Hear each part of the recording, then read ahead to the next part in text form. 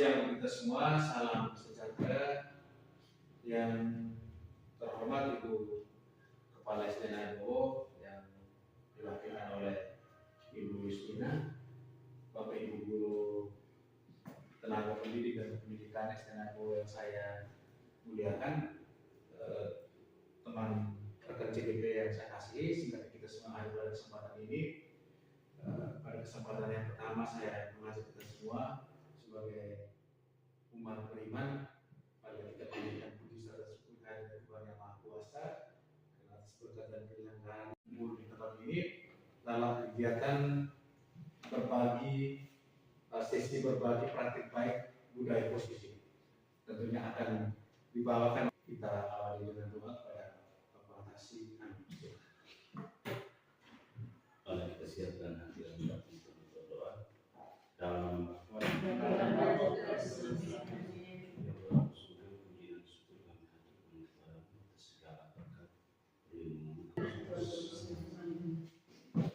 terima kasih untuk Pak Tasih sudah membuka kegiatan kita pada siang hari ini dengan doa. Bapak Ibu yang kami hormati, selanjutnya mari kita mendengarkan sapaan awal dari Ibu Kepala Sekolah. Kami silakan. Baik, terima kasih atas waktu dan kesempatan yang diberikan kepada saya. Di sini saya mewakili Ibu Kepala Sekolah karena beliau ada tugas keluar. Baik, yang saya hormati Bapak Ibu Guru calon guru penggerak, Pak Yonas, Ibu Ermin dan Ibu Femi. Yang saya hormati pula Bapak Ibu Guru dan juga pegawai yang sempat hadir pada kesempatan ini. Pada tempat yang pertama, mari kita patutkan puji dan syukur serta ucapan terima kasih yang berlimpah kepada Tuhan karena atas rahmat, terutama atas nafas kehidupan yang diberikan kepada kita hingga pada saat ini kita masih berkumpul lagi di tempat ini. Di seluruh rangkaian kegiatan ini kita menyimak secara baik karena kegiatan ini sangat penting bagi kita. Maka pada kesempatan ini saya memberikan waktu yang seluas-luasnya kepada ketiga teman calon guru penggerak untuk membawakan materi ini. Sekian dan terima kasih.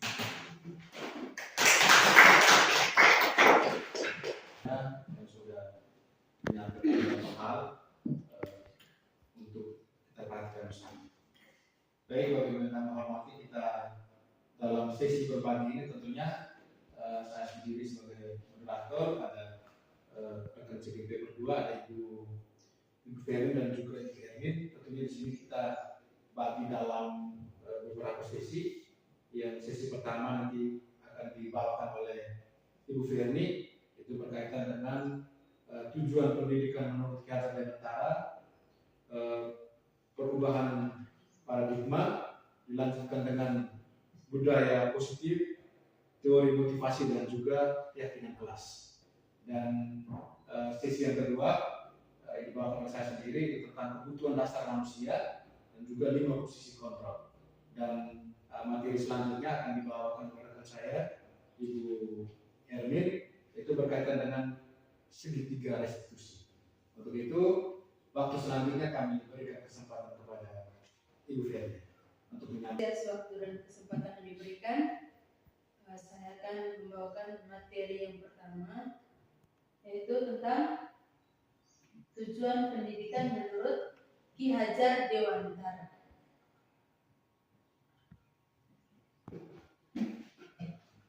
Itu menuntun segala kodrat yang ada pada anak-anak agar mereka dapat mencapai keselamatan dan kebahagiaan yang setinggi-tingginya, baik sebagai manusia maupun sebagai anggota masyarakat. Menuntun merupakan mendampingi dan mengantar anak ke sebuah tujuan dengan bimbingan. Yang berikut filosofi Ki Hajar Dewantara. Yang pertama, mengartikan pendidikan sebagai tempat persemaian benih-benih kebudayaan dalam masyarakat. Menurut Ki Hajar Dewantara, yang kedua berkaitan dengan dasar-dasar pendidikan yang menuntun.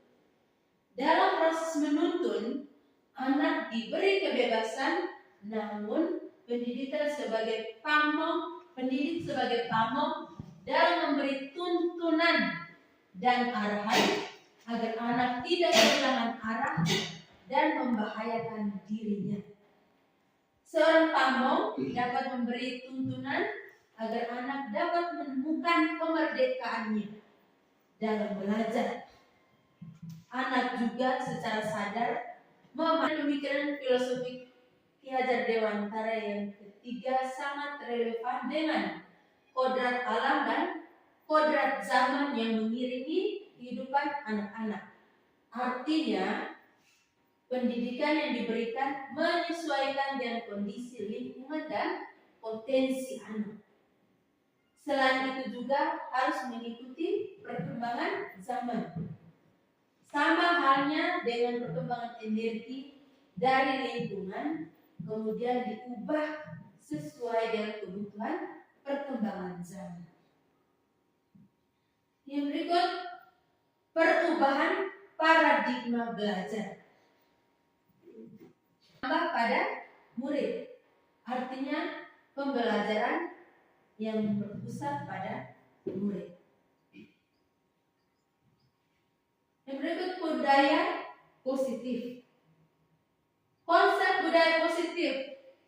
Yang pertama, disiplin positif dan nilai-nilai kebajikan universal. Yang kedua, teori motivasi, hukuman dan penghargaan, restitusi. Yang ketiga, keyakinan kelas. Yang keempat, kebutuhan dasar manusia dan dunia berkualitas. Yang kelima, restitusi, 5 posisi kontrol. Yang keenam, restitusi, segitiga restitusi. Disiplin diri dapat membuat seorang menggali potensinya menuju kepada sebuah tujuan, sesuatu yang dihargai dan bermakna. Dengan kata lain, disiplin diri juga mempelajari bagaimana kita mengontrol diri dan menguasai diri untuk memilih tindakan yang mengacu pada nilai-nilai yang kita hargai. Yang kedua, nilai-nilai kebajikan. Nilai berarti nilai-nilai kebajikan yang disepakati bersama, lepas dari suku bangsa, agama, bahasa, maupun latar belakangnya. Nilai-nilai ini merupakan payung besar. Tiga, profil pelajar Pancasila.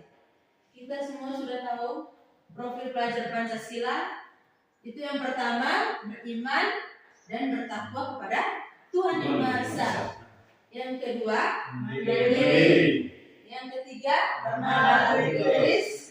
Yang keempat, berkebinekaan lomba. Yang kelima, bergotong royong. Dan keenam, kreatif. Ini semua merupakan profil pelajar Pancasila. Perilaku manusia. Yang pertama, hukuman. Hukuman itu untuk menghindari ketidaknyamanan. Kemudian yang kedua, penghargaan. Penghargaan itu untuk mendapatkan imbalan atau penghargaan dari orang lain. Pembentukan keyakinan kelas. Yang pertama, keyakinan kelas bersifat lebih abstrak daripada peraturan yang rinci dan konkret. Yang kedua, keyakinan prosedur pembentukan keyakinan sekolah atau kelas. Itu yang pertama, kita mempersilakan warga sekolah atau murid-murid di sekolah atau kelas untuk bersuara pendapat tentang peraturan yang perlu disepakati di sekolah atau di kelas. Kemudian yang kedua, mencatat semua masukan-masukan para murid warga sekolah di papan tulis atau di kertas besar. Kita di sekolah kita sudah pernah lakukan untuk membuat keyakinan kelas. Yang ketiga, susunan keyakinan kelas sesuai prosedur atau pembentukan keyakinan sekolah atau kelas. Nah, ganti kalimat yang negatif menjadi kalimat yang positif. Nah, siapa yang bisa memberikan contoh? Karena ini kita sudah pernah lakukan. Coba dari kita semua bisa memberikan kalimat keyakinan kelas. Seperti di sini contoh kalimat negatifnya, jangan berlari di kelas atau koridor. Nah, untuk digantikan menjadi kalimat positif, berjalanlah di kelas atau koridor. Nah, sekarang ya, Ibu Yestin. Ya, keyakinan kelas contohnya kalimat negatif. Contohnya jangan membuang sampah di sembarang tempat. Buanglah sampah pada tempatnya. Iya. Nah, kalimat negatifnya itu jangan membuang sampah di sembarang tempat. Kalimat positifnya buanglah sampah pada tempatnya. Kita berikan tepuk tangan. Siapa lagi? Ya, Pak Simon. Contoh kalimat negatifnya tidak boleh terlambat. Iya, itu Kalimat negatif. positifnya datang tepat waktu. Iya, tepuk salut untuk Pak Simon. Tepuk salut. Salut, salut, Salut, salut. salut. Ada yang lain lagi? Kalau tidak ada, untuk keyakinan kelas, contoh-contohnya kita sudah dapatkan tadi. Kedepannya kita tinggal lanjutkan di kelas sesuai dengan contoh-contoh yang sudah ada. Untuk materi berikut, saya serahkan kepada Pak Yonas untuk memberikan penjelasan. Baik, terima kasih untuk kesempatan yang diberikan. Saya akan melanjutkan materi kita pada pertemuan kita kali ini tentang kebiasaan budaya positif.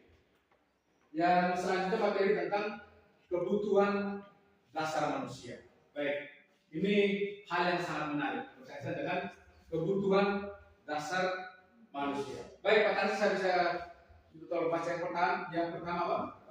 Yang pertama bertahan hidup. Kedua, cinta dan kasih sayang. Cinta dan kasih sayang. Terus yang ketiga? Kebebasan, kesenangan, kelima, kekuasaan. Oke, ini sangat menarik Bapak Ibu. Berkaitan dengan 5 kebutuhan dasar manusia. Yang pertama itu berkaitan dengan bertahan hidup. Memang dalam kegiatan kita di sekolah, dalam keseharian kita di sekolah, sudah pasti kita banyak mengalami peserta didik atau anak-anak kita yang kita lihat seperti kurangnya perhatian, atau misalkan banyak yang melakukan masalah, atau mungkin ada hambatan-hambatan yang kita jumpai. Itu kita bisa mengambil kesimpulan bahwa ketika anak itu kebutuhan dasarnya tidak terpenuhi, maka anak tersebut akan melakukan suatu masalah.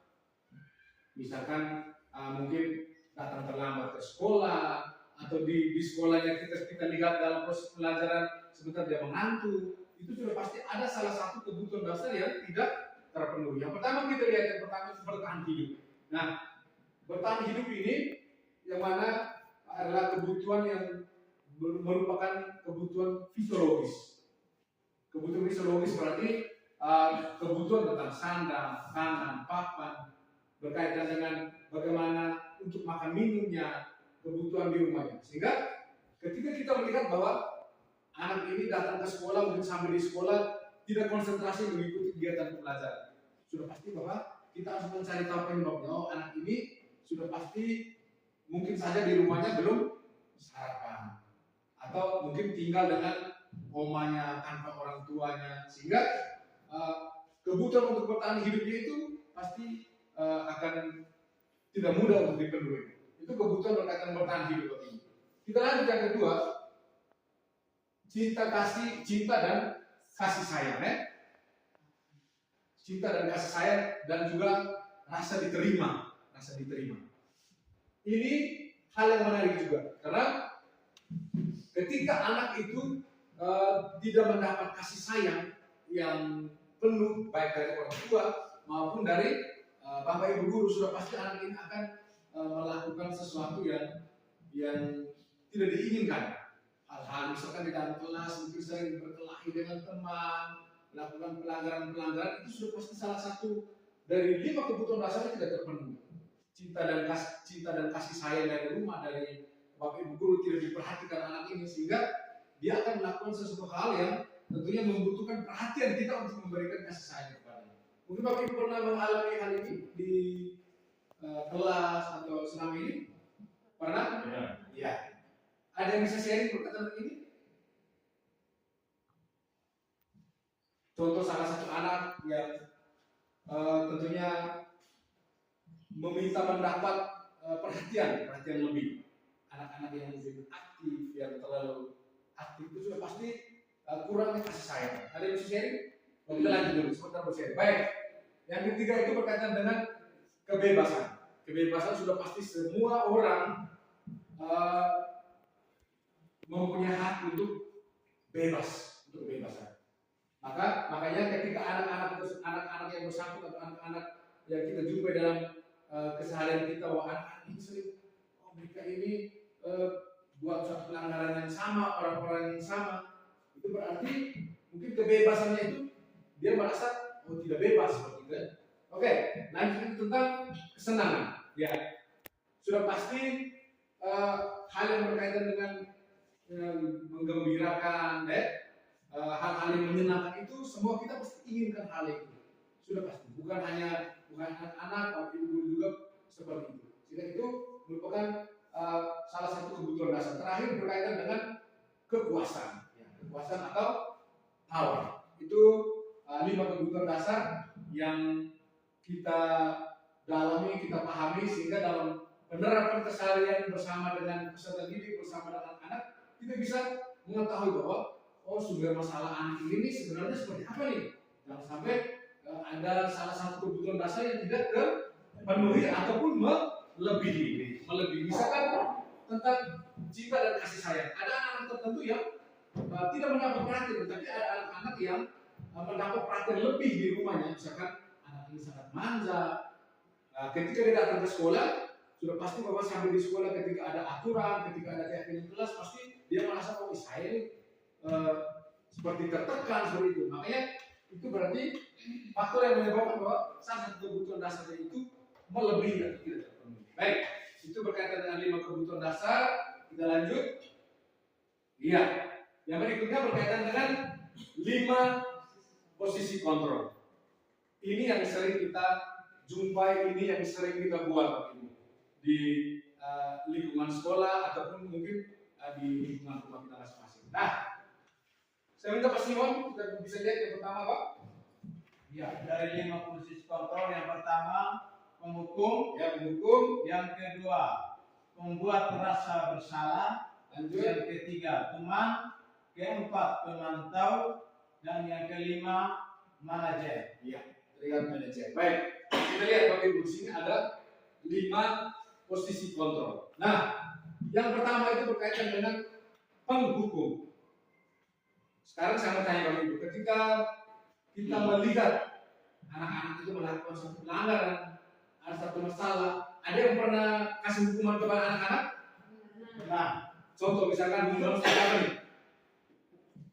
ketika anak membuat salah diberi hukuman berlutut. Ya, berlutut. Terus apa lagi? Ada yang lain? Sulit? Misalnya kalau ada yang datang terlambat, diberi untuk memungut sampah. Ya, memungut sampah. Baik. Berarti posisi kontrol kita sebagai guru itu berarti berada di tahap yang paling pertama. Saya percaya bahwa kita semua pasti pernah mengalami ini. Ketika anak melakukan suatu kesalahan, sudah pasti kita memberikan hukuman. Ketika anak terlambat, sudah kepada bersama teman-teman ini lari keliling lapangan 10 kali misalnya. Atau kamu pungut sampah di sana, atau berdiri di cabut rumput, atau berdiri di tiang bendera. Itu merupakan suatu hukuman. Berarti kita memposisikan diri kita sebagai penghukum. Nah, yang kedua, ketika sudah ada penghukum, yang kedua itu membuat rasa bersalah. Saya percaya kita juga pasti pernah melakukan hal ini. Misalkan seperti ini, ketika ada anak yang terlambat, kita panggil. Contohnya kita panggil. Kamu ini kenapa terlambat terus? Kamu tidak kesian kan?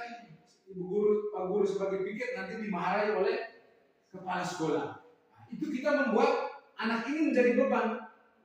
Anak ini menjadi beban bahwa saya bersalah nih, saya membuat sampai ibu guru, sampai Pak Guru dimarahi oleh kepala sekolah. Nah, itu anak menjadi beban. Itu yang sering kita lakukan. Kamu tidak kesian ibu kan? Sudah dari tadi ibu sudah sampaikan begini, kamu tetap masih ribut, ya? Nah, itu salah satu contoh membuat rasa bersalah. Nanti sebentar kita refleksikan, saya selama saya menjadi guru, saya berada di posisi yang mana? Sekarang kita lanjut. Yang ketiga menjadi teman. Nah, di sini bagaimana kita memposisikan diri kita berkomunikasi dengan peserta didik yang melakukan satu kesalahan itu, menganggap bahwa peserta didik kita adalah teman. Nah, dengan nada, kalau posisi teman itu berarti nadanya sudah nada keakraban atau nadanya humor atau lembut kepada anak. Kamu kenapa terlambat? Masa kamu terlambat seperti itu? Nanti besok jangan terlambat lagi ya. Nah, seperti itu kita nada sebagai teman. Ataupun misalkan ketika anak ada masalah, kita panggil, kita tanyakan secara baik-baik. Memposisikan diri kita dan anak itu sebagai teman. Nah, namun hal yang suatu kekurangan dari kita memposisikan sebagai teman, bahwa anak ini nanti akan terbiasa untuk tidak ada upaya untuk bagaimana merubah dirinya ketika melakukan kesalahan. Ketika anak ini terlambat, kita yang sampaikan bahwa sudah besok terlambat lagi ya, kita buat seperti teman. Makanya dari situ anak merasa bahwa saya dilindungi oleh guru. Nah, kita lanjut ke posisi pemantau. Nah, posisi pemantau sama halnya seperti ketika kita contoh kasus yang sama, misalkan anak ini terlambat, kita juga kasih teguran, tetapi dia hampir sama dengan pembuat rasa bersalah. Kamu jangan terlambat lagi, nanti kalau kamu terlambat lagi, ibu guru nanti, Pak Guru nanti seperti ini. Itu di posisi pemantau. Nah, posisi yang paling terakhir itu adalah posisi manajer. Ya. Posisi manajer ini adalah posisi yang diharapkan. Posisi yang diharapkan sebagai seorang guru harus menerapkan posisi manajer. Yang mana dalam posisi manajer ini, ketika anak melakukan kesalahan, kita panggil dan juga bisa menggunakan segitiga restitusi. Ketika anak terlambat, misalkan kita bertanya kepada anak, yang kamu lakukan hari ini sudah benar? Sesuai dengan apakah yang kita buat yang anak lakukan hari ini sudah pas? Kita berikan kesempatan untuk anak ini merefleksikannya. Nah, setelah anak merefleksikan, kita mulai bertanya, kira-kira penyebab sampai terlambat itu seperti apa? Alasan yang mendasar sampai terlambat seperti apa? Ketika anak menjelaskan alasan seperti ini selanjutnya, nanti kita akan bertanya tentang keyakinan kelas. Apakah ada keyakinan kelas yang sesuai dengan apa yang Anda lakukan hari ini? Misalkan dia datang terlambat, sudah pasti ada keyakinan kelas yang menerangkan bahwa datang tepat waktu. Berarti dia melanggar keyakinan kelas yang berkaitan dengan datang tepat waktu. Tapi kita berikan kesempatan sepenuhnya kepada anak ini untuk merefleksikan hal itu, sehingga adanya motivasi intrinsik atau motivasi internal yang ada di dalam diri. Saya datang terlambat bukan karena saya takut dihukum, tetapi karena kesadaran dari dalam diri. Baik, itu berkaitan dengan 5 posisi kontrol. Mungkin ada yang mau bertanya berkaitan dengan 5 posisi kontrol ini, atau mungkin ada yang mau sharing berkaitan dengan posisi mana nih saya selama ini nih. Saya berikan kesempatan. Ketika saya menjadi guru, sudah pasti kita mengalami semua 5 posisi kontrol ini. Sekarang saya mau tanya, kita sharing bersama, bukan balik dari teman-teman. Selama ini yang saya buat ini saya di posisi yang mana nih? Saya berikan kesempatan. Kita berbagi. Baik, terima kasih atas waktu dan kesempatan yang diberikan kepada saya. Saya pertanyakan posisi kontrol yang ketiga itu tentang teman. Apakah ada kemungkinan kalau misalnya kita punya murid yang berpikir bahwa antara guru dan murid teman, ada kemungkinan lain hal-hal yang berpikir berarah ke hal negatif. Kalau misalnya saya menganggap dia sebagai teman, terus dia menganggap saya sebagai teman. Terima kasih untuk Pak Tarsi, ini sangat kritis, teman. Dari 5 posisi kontrol itu, posisi yang paling menantang bagaimana kita menjadi teman. Nah, ketika kita membangun hubungan, satu hubungan, kita menganggap bahwa saya dengan murid saya ini sebagai teman ini, sudah pasti ada hal-hal yang akan terjadi. Misalkan ketika kita menganggap bahwa ini teman, ketika kita ajak komunikasi, tetapi tanggapan murid itu sudah pasti bahwa saya sambil Pak Guru atau sambil Ibu Guru sebagai teman ini. Jadi saya tidak mampu, maksudnya murid itu tidak mampu membedakan bahwa situasi saya dengan teman yang sebaya atau dengan orang yang lebih tua. Nah, itu pasti akan seperti itu. Nah, yang dimasukkan dalam posisi teman seperti ini bahwa memang posisi teman itu dalam 5 posisi kontrol ini sangat baik, tetapi jangan sampai terlalu maksudnya berlalu terlalu lama kita sebagai teman. Yang paling diharapkan dari 5 posisi adalah kita berada di tahap manajer. Nah, ketika kita maksudnya seperti itu, ketika kita dari penghukum dan pembuat rasa bersalah, kita pindahkan posisi kita sebagai teman nih. Yang selama ini saya misalkan kamu ini terlambat terus, lari ke lapangan, kasih hukuman. Memang kita punya tujuan bahwa ketika kita memberikan hukuman, kita berpikir bahwa anak ini akan dengan sendirinya akan merubah tindakannya, tetapi itu yang tidak diharapkan. Berarti kalau misalnya kita tanamkan terus tentang hukuman, berarti anak ini melakukan sesuatu bukan karena dia sadar, tetapi karena dia takut dihukum, seperti itu. Nah, kaitannya dengan teman, bahwa seperti tadi saya gambarkan bahwa ketika anak datang terlambat, kita memposisikan sebagai teman. Kamu kenapa datang terlambat terus? Pak Guru, saya karena di rumah mungkin bangun terlambat.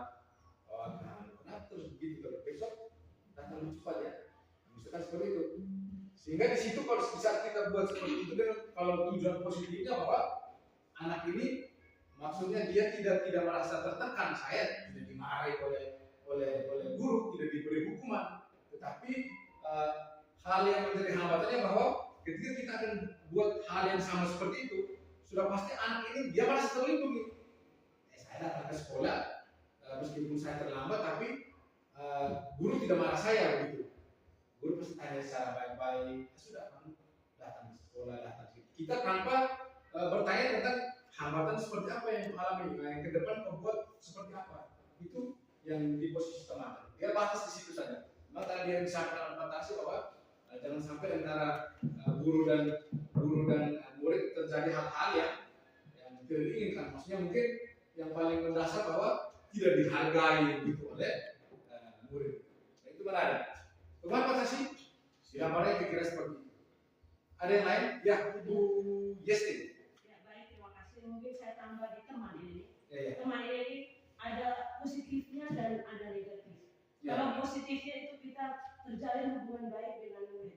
Tetapi kalau negatif, murid dia hanya senang dengan guru tertentu. Apabila ada guru lain yang menyuruh, itu dia tidak akan ikut.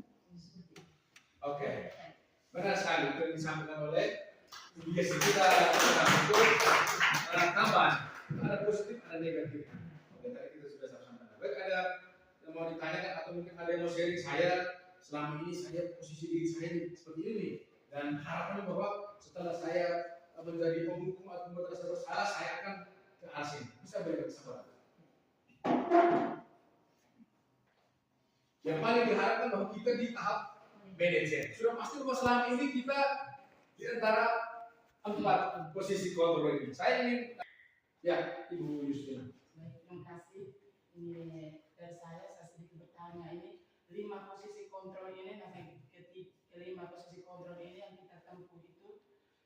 saat kita menghadapi siswa yang ada masalah, kalau kita ambil posisi kontrol yang mana?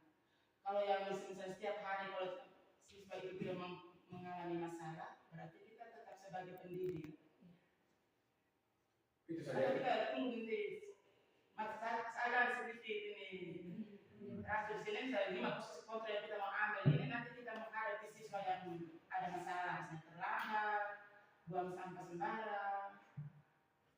Baik, terima kasih Julius. Memang sangat kritis. Nah, berkaitan 5 posisi kontrol ini menggambarkan bagaimana perilaku kita. Perilaku kita sebagai guru. Memang selama ini sudah pasti kita menjalankan ini. Dan pertanyaan tadi bahwa posisi kontrol kita gunakan di saat ada masalah. Dia tidak perlu misalkan dalam keseharian itu kita bisa gunakan. Yang mana seperti tadi misalkan kita memposisikan diri kita sebagai teman. Dalam proses pembelajaran kalau misalnya kita membangun hubungan bahwa oh ini sebagai teman itu bisa saja.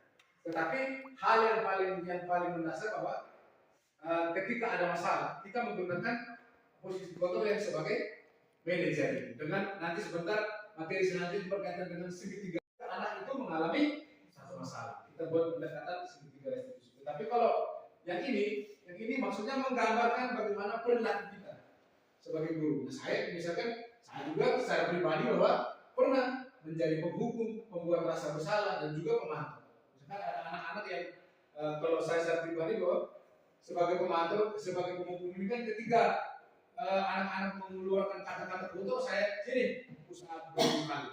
Itu berarti kita sebagai penghukum dalam kesalahan. Saat anak ada masalah Iya. Ketika ada masalah sudah pasti kita bersikap sebagai penghukum. Itu yang selama ini kita laksanakan. Namun ini yang tidak diharapkan ketika anak ada masalah, usaha 50 kali. Itu yang tidak diharapkan. Harapannya bahwa ketika kita sudah memahami berkaitan 5 posisi kontrol, kita refleksikan ya. Refleksi ini saya di tahapan yang mana nih. Nah, setelah kita refleksi kita harus merujuk kepada manajer. Bisa? Ini bisa? Bisa. Oke. Terima kasih. Baik, kita lanjut ke materi yang berikut tentang segitiga restitusi. Penerapan segitiga restitusi. Langkah-langkah dalam penerapan segitiga restitusi itu ada 3 langkah. Yang pertama itu menstabilkan identitas. Langkah yang kita terapkan segitiga restitusi itu langkah pertama itu menstabilkan identitas. Yang kedua, validasi tindakan yang salah. Yang ketiga, menanyakan keyakinan. Menanyakan keyakinan itu jelas setiap kelas kan selalu ada keyakinan kelas. Jadi setiap siswa itu melakukan kesalahan atau kekeliruan, kita selalu diakhiri dengan menanyakan keyakinan. Misalnya siswa itu datang terlambat. Kita menstabilkan identitas itu misalnya siswa datang terlambat. Nah, kita sebagai guru jangan langsung dengan kata-kata kita bahwa itu seperti Pak Yonas yang bilang tadi bahwa penghukum. Itu tidak dibolehkan. Langkah yang harus kita buat itu kita bersama dengan segitiga restitusi itu menstabilkan identitas. Misalnya ada siswa yang datang terlambat, kita dekati dia, tanya kira-kira kenapa kamu terlambat? Apakah perbuatan yang kamu lakukan itu terlambat itu tuh perbuatan yang benar atau yang salah? Kita dengar dari mereka, tanya kira-kira apa? Terus kalau dia bilang salah, baik. Kira-kira kita jelaskan bahwa manusia ini tidak ada yang sempurna. Manusia itu selalu berbuat salah. Kita harus bilang seperti itu. Terus kita langsung tanyakan keyakinan, menanyakan keyakinan. Kira-kira keyakinan yang mana yang sudah kamu langgar? Terus dia bilang dapat sekolah tepat waktu.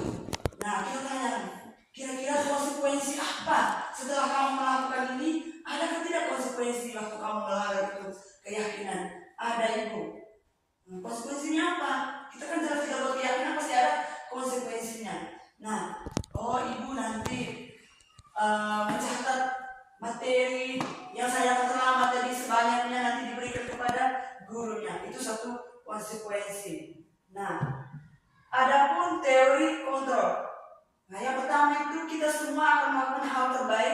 bisa kita lakukan. Yang kedua, semua perilaku yang memiliki alasan seperti tadi. Semua perbuatan siswa itu yang mereka buat itu pasti ada alasan. Maka kita sebagai guru harus tahu alasannya apa. Dan kita sebagai guru juga harus tahu kebutuhan dasar apa. Misalnya ada anak yang kita di sini banyak sekali anak yang orang tuanya merantau. Jangan sampai dia itu kebutuhan akan kasih sayang. Dia butuh kita guru itu menjadi ibu dan ayahnya di rumah. Terus ada anak yang mungkin di rumah orang tuanya terlalu kekang, dia tidak bisa kemana-mana. Jadi sampai di sekolah dia tidak akan tenang, dia akan terus aktif bermain dan hal-hal yang apa. Jadi kita sebagai guru kita harus memahami seperti dua teman kita tadi yang sudah bilang, kebutuhan dasar manusia itu yang perlu kita pahami. Nah, terus yang ketiga, kita semua memiliki motivasi internal. Jadi dari dalam diri kita. Teladan agar dia bisa melihat. Beri anak semangat agar dia bisa melakukan. Beri anak dukungan agar dia memiliki rasa kepercayaan diri. Dan kita sebagai guru kita harus terus bangkitkan semangat siswa kita untuk lebih percaya diri.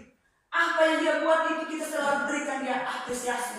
Jangan sampai kita sering membuat dia jadi tidak maksudnya bikin dia jadi malu untuk berdiri di depan umum. Walaupun kata-katanya agak apalagi kita anak SD, jelas susunan kalimat dalam bahasa Indonesia itu setengah ya. Nah, jadi di sini untuk lebih memahami dan lebih jelas contoh dari segitiga restitusi ini, kita lihat, kita nonton bersama video yang akan ditampilkan ini. Masalah tersebut.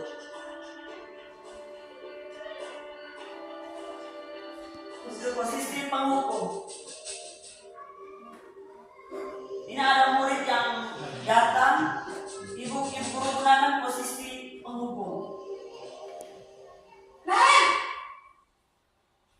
sini kamu. Selamat pagi, Bu. Selamat dong. Kamu deh pasti terlambat. Maaf, Bu. Saya Apa? Apa coba? Alasan kamu apa lagi? Kapan sih kamu tidak terlambat? Malah sekalian aku jadi anak. saya Dasar pemalas. Gak kapok-kapok sih kamu. Sudah berapa kali terlambat? Sana, kamu keliling lapangan basket 2 kali. kenapa saya harus ke lapangan basket, Bu? Kenapa? Kamu malah ibu. Berani-beraninya jawab. Sudah terlambat, masih berani jawab pula. Sekarang, keliling lapangan basket 5 kali sekalian. Biar kapok. Cepat. Pergi sana ke lapangan basket.